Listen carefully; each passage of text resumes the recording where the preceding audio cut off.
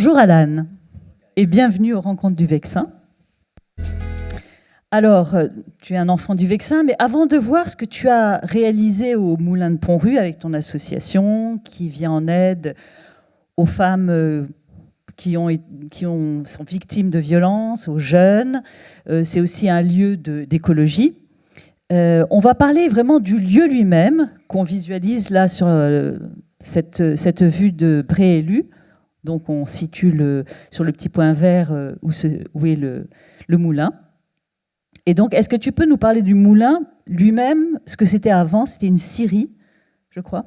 Le moulin de Pont-Rue, c'est un très vieux lieu. Et les premières pierres, elles datent de 1780 exactement. Il y avait toute une histoire avec ce lieu, parce que ça a été, avant d'être une scierie, ça a été aussi une menuiserie, une briqueterie, une papeterie, pour finir en cabinet d'architecture. Ce lieu, en tout cas, on voit le deuxième lieu là sur la droite, juste derrière la cheminée.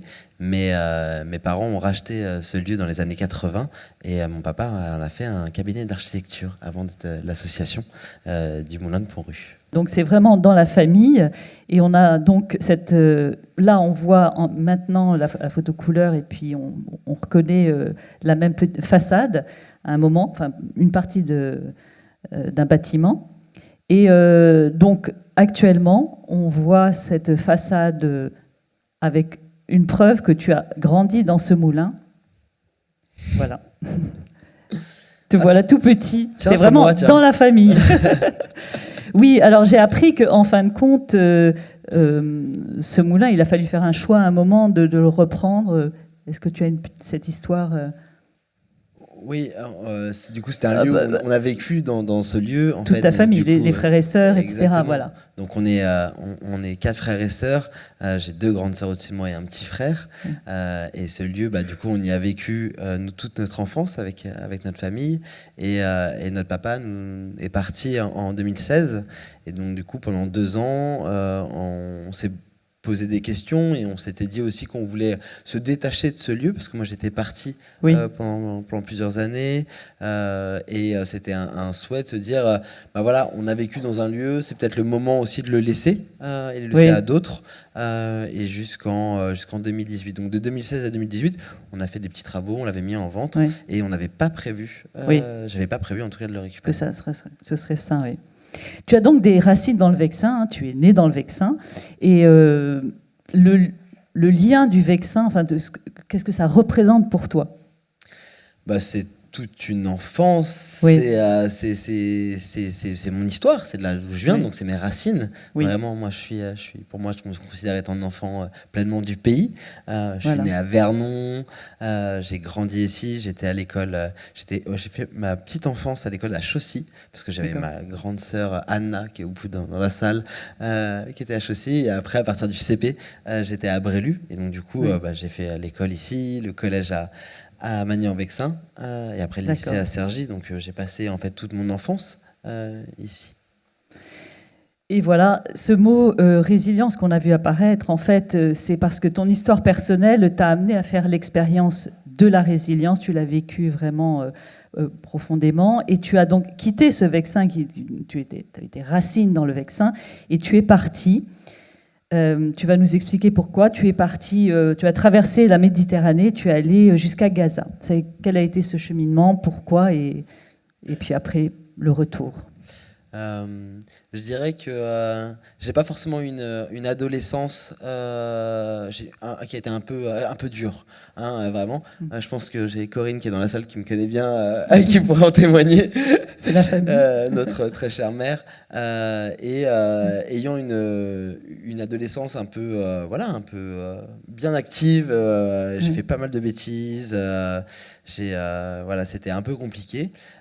J'ai eu la chance de rencontrer sur un forum un monsieur qui s'appelle Alain Michel, qui a monté une association dans les années 80 qui s'appelait Équilibre Solidarité, et qui après a monté une fondation qui s'appelle Hommes de Parole et qui travaillait sur les conflits interreligieux au Moyen-Orient.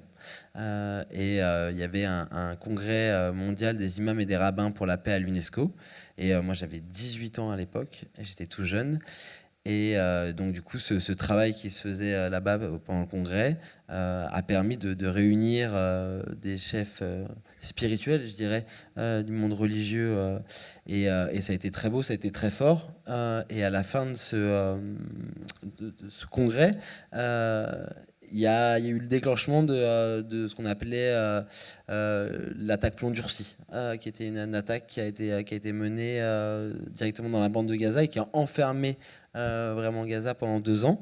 Et ce monsieur m'a dit, bah voilà, si tu veux, moi je vais aller intervenir là-bas. Et j'avais à l'époque une situation un peu compliquée dans la famille, c'était compliqué avec mes parents, et c'était aussi le bon moment, je pense, pour moi d'aller vivre autre chose et de découvrir autre chose. Et donc ça a été le départ pour la Palestine. Voilà. D'accord. Où tu es resté plusieurs années? Non, j'ai fait des allers-retours. Ah, des allers-retours. J'ai fait pas mal d'allers-retours pendant 2 ans. Donc de plusieurs semaines à plusieurs mois, donc tant du côté israélien que du côté palestinien. Donc le but étant vraiment là-bas sur place de pouvoir amener des vivres, des médicaments, du coup dans les écoles et dans les hôpitaux en Palestine, mais pour que ça puisse se faire et qu'on puisse passer ce grand mur qu'on voit et qui est très compliqué. Donc il y a la porte à Sderot, donc c'est un lieu pour y passer. On amenait aussi tous ces vivres, ces médicaments, ces jeux, ces vêtements aussi dans les villages qui étaient du côté israélien. Donc c'était un petit peu l'accord qu'on avait, c'est de pouvoir aussi apporter de l'aide humanitaire directement des deux côtés pour pouvoir passer. Ok. Et c'était cette expérience personnelle qui t'a incité, en revenant, à te tourner vers les autres? Est-ce que je dirais pas ça comme ça. C'est-à-dire que c'est une période de la vie qui est assez compliquée et qui fait prendre les choses différemment. Quand on est sur un terrain en guerre, les choses elles peuvent s'arrêter d'un moment à un autre. Quand les alarmes du côté palestinien, même du côté israélien, sonnent et qu'on doit rentrer dans les bunkers, qu'on doit aller s'enterrer sur terre pendant plusieurs heures. Du côté israélien, c'est les Mirages français qui tiraient. Et moi, j'étais dans la bande de Gaza à 3 reprises quand il y a eu cette grande période, je dirais, de tir. On prend conscience aussi de la fragilité de la vie. Sans doute. Et cette notion aussi qui est de notre relation au vivant. Et c'est bizarre, de 2 cultures différentes que j'ai pu connaître du côté tant israélien que palestinien, qui étaient complètement différentes. Le peuple israélien, de ce que moi j'en ai vécu et de ce que j'ai pu vivre avec eux, il y avait une notion aussi de grandes situations de peur qui étaient très présentes. Et qui était bien évidemment présente du côté palestinien, mais il y avait une notion complètement différente quand il y avait les tirs des Qassam du côté palestinien vers Israël que quand il y avait les bombardements directement sur Gaza, où on est obligé de reprendre vie en fait très rapidement. Et ça forge et c'est formateur. Quand je suis revenu en France, je suis revenu et j'ai ma compagne Maëva à l'époque qui était enceinte en fait. Oui. Et donc du coup ça demandait aussi un positionnement différent. J'étais en volontaire là-bas sur place à Gaza, j'étais tout jeune, c'était vraiment entre 2008 et 2009. J'ai fini vers 2010 en fait de faire des allers-retours, fin 2010, et ma compagne était enceinte, et donc du coup il fallait reprendre une vie je dirais plus classique, et donc du coup trouver un foyer, retrouver un métier, et là moi je me suis tourné dans un métier qui était un métier de cœur, qui est l'hôtellerie-restauration. C'était vraiment quelque chose qui m'habitait, et je travaillais dans le coin chez Jérôme Crépat au Moulin de Fourges. Ah oui, voilà, donc c'était à l'Hôtel Body, à Giverny, voilà, donc à La Roche-Guyon. J'ai travaillé à La Roche-Guyon aussi, qui était au bord de Seine. Voilà, donc j'étais plutôt dans cette vision-là, et essayer de reprendre et de construire autour de mon foyer aussi, et pour avoir de quoi amener, de quoi vivre. C'était plutôt ça ma vision de comment ça s'est passé vraiment pour moi. Okay. Et donc voilà. Et alors l'arrivée de l'association du Moulin de Pont-Rue, c'est arrivé plus tard, puisqu'on va revenir à ce lieu qui est aussi au cœur de notre rencontre, un tiers-lieu social et rural au cœur du Vexin. Quelle est donc la genèse de ce projet ? La genèse, elle n'est pas forcément très joyeuse, je te dirais. C'est qu'en fait, en 2012, il y a eu un grand drame familial, et je pense que la plupart le savent ici dans cette salle. Ma compagne a été assassinée, Maëva, et ça m'a obligé, d'une certaine manière, à repenser, à revoir les choses différemment. Déjà, il a fallu traverser et passer à travers cette notion qui est traumatisante, tant pour moi que pour mon fils, Lorenzo. Et donc, du coup, ça a été très rapidement, en fait, de partir de la région. Et j'ai la chance d'avoir une maison familiale en Ariège. Et je suis parti me poser pendant 2 ans là-bas et travailler sur moi, en fait. Et travailler sur cette notion de une forme de résilience aussi, là. Oui, en tout cas, on passe déjà par l'acceptation d'un deuil, traverser le deuil, le transformer.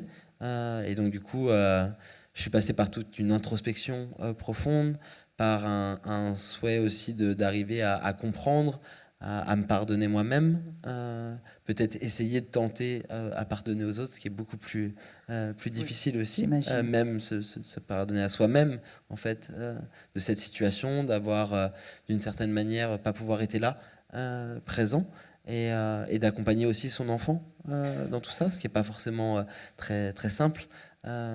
Et j'ai eu la chance de pouvoir rebondir et d'être là-bas et de me nourrir et de prendre du temps, en fait, pour moi, avec la famille qui était aussi présente et me laissait ce lieu familial pour pouvoir faire une pause dans ma vie qui était importante. Et je suis reparti derrière très rapidement dans des associations d'accompagnement qui accompagnaient dans le développement personnel ou accompagnaient dans des personnes en grande fragilité. Et j'ai ressenti et compris qu'en aidant les autres, c'était moi-même que j'aidais, en fait, profondément. Il y a aussi cette notion-là de cette relation qu'on peut avoir avec autrui, qui vient nous nourrir nous-mêmes pleinement. D'accord.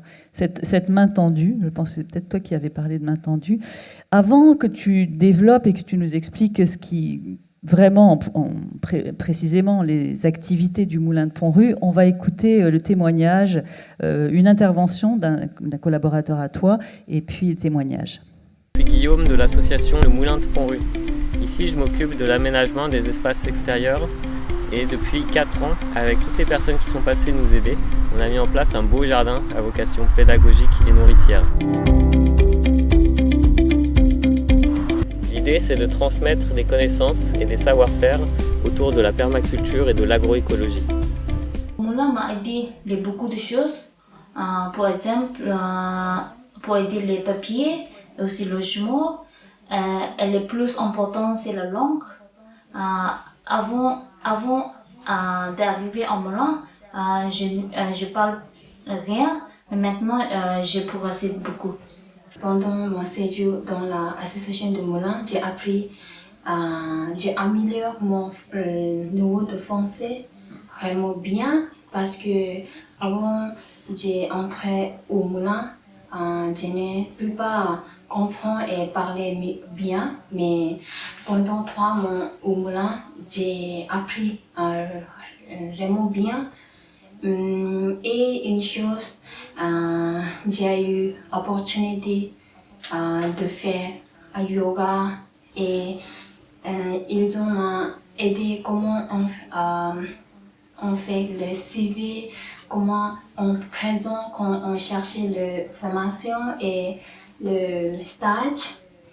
Et oui, et j'ai appris comment de faire de vélo aussi. Je savais pas où je mettais les pieds, et franchement, au bout d'une semaine là, c'était lourd. Et on a fait plein d'activités, du kayak, du VTT. J'ai bien kiffé.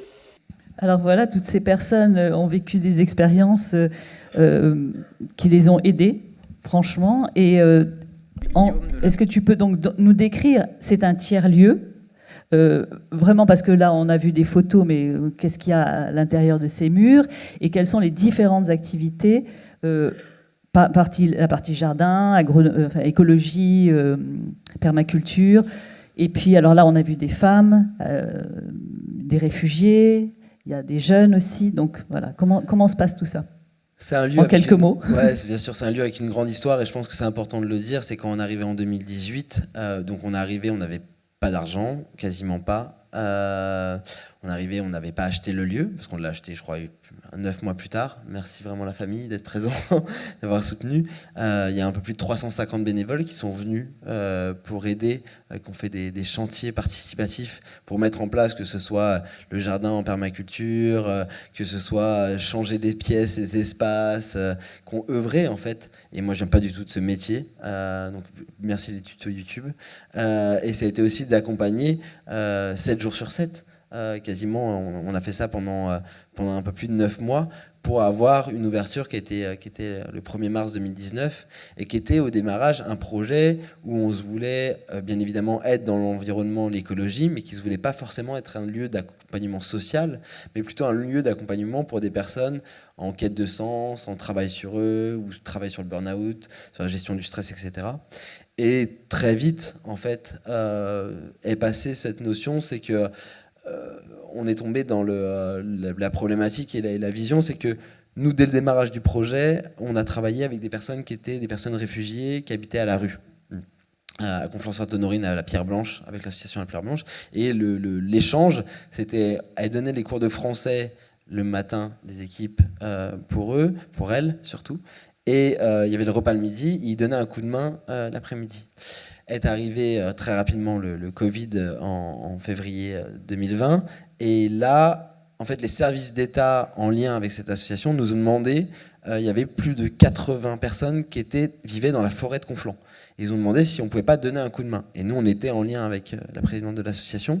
Et en fait, on a aidé à sortir et évacuer ces 80 personnes en lien pour les remettre dans des hôtels sociaux, à Herblay, à Cergy, à Argenteuil, à Sarcelles, etc. Et donc du coup, il y avait tout de suite, on est rentré dans cet accompagnement et cet accueil, et ça nous a demandé à réfléchir de qu'est-ce qu'on peut proposer, qu'est-ce qu'on peut faire pour ces personnes qui sont en situation de détresse, en fait. Et très rapidement, en fait, en rencontrant des partenaires sur le territoire, on s'est rendu compte qu'il y avait un vrai besoin. Les services de préfecture, du département nous ont dit on a besoin d'un lieu de ressources. En fait, on a besoin d'un lieu où on peut mettre pause, on peut changer la tête, on peut prendre un temps pour pour travailler sur soi vraiment. Et on a monté les premiers projets dès l'été 2020, qui étaient les projets d'accompagnement des jeunes des quartiers de Cergy. Et avec la mission locale et services de prévention, et d'avoir des séjours de rupture mais différenciants, où en fait on va travailler sur l'estime de soi, sur la confiance en soi, sur la gestion du stress, sur sa relation à soi et la relation aux autres, par plein de techniques différentes. Et on a tout de suite enchaîné avec l'accompagnement de quelque chose qui m'était cher pour moi, de femmes qui étaient victimes de violences. Aussi par rapport à mon parcours et à ma vie personnelle, et c'était de se dire est-ce que sur un temps donné, je peux faire pause et arriver dans un lieu où je vais reprendre goût à la vie et avoir cette notion de je vais me remobiliser, je vais me sentir à nouveau acteur de mon quotidien. Et on a monté les premiers projets comme ça, où je pense que j'avais une place à l'époque d'éducateur, de cuisinier et de personnes qui faisaient gérer le transport dans tous les débuts de bons associatifs. On fait toutes les tâches. Et en fait, ce goût qu'on avait déjà, parce que ce lieu, il était cofondé donc par Nathalie Guillaume, qui est une amie avec qui j'ai monté une entreprise avant à l'association, et qui était là et qui avait déjà ce goût profondément aussi pour l'aide et l'accueil et l'entraide. Et pour nous, c'était une évidence en fait de rentrer dans cette notion et cette vision qu'on a aujourd'hui au Moulin, qui est je le dis, c'est quelque chose qui est aussi important dans le lieu et dans l'histoire de ce lieu, qui est une grande famille en fait. Et les gens viennent passer un temps de reconstruction personnelle, même si c'est très court, c'est très dense, c'est très intense. Ils reprennent le goût à la vie. Et de reprendre goût à la vie. Et nous, on a goût à aider les autres aussi dans notre quotidien. Donc, ce qu'on fait aujourd'hui au Moulin, pour nous, on considère que c'est un tiers-lieu social et écologique et environnemental. Et on propose des temps d'accompagnement, de séjour pour des femmes victimes de violences, aussi pour des enfants, mais plutôt à la bergerie de Villarceau. Donc ce sont les enfants de ces mamans. Un temps pour ces jeunes du quartier, de l'ensemble de l'agglomération, mais aussi du Val d'Oise, avec aujourd'hui un vrai accompagnement pendant plus de 8 mois. Donc le but, c'est d'accompagner, aussi de rebondir dans la vie professionnelle et active. Et plein d'autres projets, comme vous avez pu voir devant, il y avait un bus mobile où on va sillonner le Vexin pour aller à la rencontre des jeunes. On accueille des écoles, des collèges, on sensibilise à l'environnement, à l'écologie. Et c'est pour nous aussi le fait qu'on nous fasse confiance. Il y a un deuxième lieu qui a été acquis depuis fin 2021, pas par l'association, mais par un fonds de dotation, qui est le lieu voisin, qui a été acquis et qui nous a été mis à disposition pour qu'on puisse continuer à accueillir de plus en plus et à s'agrandir. Mais ces méthodologies d'accompagnement, elles sont basées principalement sur cette notion de gestion du stress et avec très enveloppante, très entourante. Les personnes se sentent chez elles quand elles viennent chez nous. On avait une slide précédemment avec aider et être aidé, parce que vous avez un modèle économique. Est-ce que tu peux juste, en quelques mots, vraiment... Aujourd'hui, le modèle économique, il est basé vraiment sur 2 piliers. Ce sont les fonds privés. En gros, ce sont des entreprises ou des fondations, des fonds de dotation. Et au vu de ce qu'on fait, on est très innovant dans l'accompagnement. Et des fonds publics qui nous aident, donc les services de l'État, concentrés, déconcentrés, qui nous soutiennent, plus aussi des entreprises locales, aujourd'hui, comme GED, qui est très présente avec nous, qui viennent et qui voient au niveau du projet, ont envie de donner du temps, mais depuis le démarrage, on a toujours eu des dons, des soutiens, les gens adhèrent aussi à l'association et participent. Oui, je pense qu'il y a beaucoup d'enthousiasme. Oui, il y a plein d'enthousiasme, et il y a des moments de haut, il y a des moments de bas. On avait prévu, en 2020, on a fait des portes ouvertes, on a essayé d'acquérir les terres à côté, on avait lancé une campagne pour acquérir des arbres, ça n'a pas pu se faire. Ça n'a pas fonctionné, ça a été jusqu'au tribunal et on n'a pas réussi à acquérir ces terres. Depuis, en décembre dernier, on a réussi à planter plus de 800 arbres sur les terres qui sont à côté. Donc du coup, cet argent-là, on a pu le faire. Et pour nous, c'était important de mettre en avant cette notion de l'écologie et de l'environnement, parce que sur le lieu, c'est un lieu qui produit. C'est un lieu où on cuisine, où les gens habitent. Donc il y a des salles d'activité, il y a une cuisine professionnelle, il y a des espaces pédagogiques où on apprend. Et je trouve vraiment que cette notion que j'appelle souvent un havre de paix. Parce que le lieu est extrêmement important. Le lieu, sa situation, comment il est disposé, et puis toute cette campagne autour. Parce que c'est ce qu'on se disait, des lieux d'aide, il y en a dans les villes, plus il y a de densité. L'intérêt de ce lieu-là, c'est qu'il est en milieu rural. Oui, et il est en milieu rural. On accompagne des personnes qui viennent de toute la région Île-de-France maintenant. C'est un lieu où on prend le temps. Et c'est un lieu qui est beau, qui est joli. On n'est pas dans un hôtel social. Ça surprend les jeunes. J'avais un témoignage d'un jeune qui était, on est perdu un peu au milieu de nulle part, mais au final, ils sont très contents parce qu'on peut vraiment se reposer. On vient au moulin se ressourcer, et c'est une manière d'être en quête de sens. Et c'est cette notion qui est là. Et j'arrive plus à le faire tout le temps maintenant, parce que entre quasiment l'année dernière, il y a un peu plus de 800 personnes qui sont passées sur le lieu, donc ça a bien grandi. Mais j'essaye, en tout cas souvent, de pouvoir venir donner un petit mot, de parler, d'échanger avec toutes les personnes qui passent sur place. Là, on avait un nuage de mots qui est passé, donc ça reprend toutes les valeurs de toute façon. Quelles sont celles qui sont le plus chères, Pour moi, aujourd'hui, et c'est un de mes plus beaux cadeaux que je veux voir, c'est le sourire, en fait. Le sourire de ces personnes qui passent et qui, des fois, reviennent, même chez nous. Mais de pouvoir avoir des témoignages de femmes ou de jeunes qui disent qu'ils ont repris goût à la vie en passant par chez nous.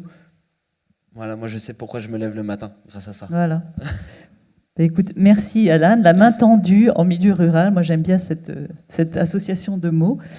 Et je pense que tu avais une petite annonce à faire, profiter du moment où il y a un petit peu de public oui, parce ici. que dans 10 jours, pile poil dans cette salle, on a monté un forum qui est un colloque aussi, qui s'appelle Femmes et Ruralité. Donc pendant plus d'un an et demi, on a travaillé avec plus de 40 acteurs associatifs et professionnels dans l'ensemble du Vexin pour mettre en avant les difficultés que peuvent rencontrer les femmes, plus particulièrement dans la ruralité, que ce soit autour de la mobilité, de la garde d'enfants, de l'insertion, aussi des violences. Et donc du coup, on réunit plein d'acteurs professionnels, mais aussi du territoire, pour en parler, pour échanger sur des thématiques. Et du coup, il y aura dans cette salle le 17 octobre, de toute la journée, de 9h30 à 17h30, des échanges, des partages, des cercles, vraiment pour pouvoir discuter de toutes ces thématiques-là.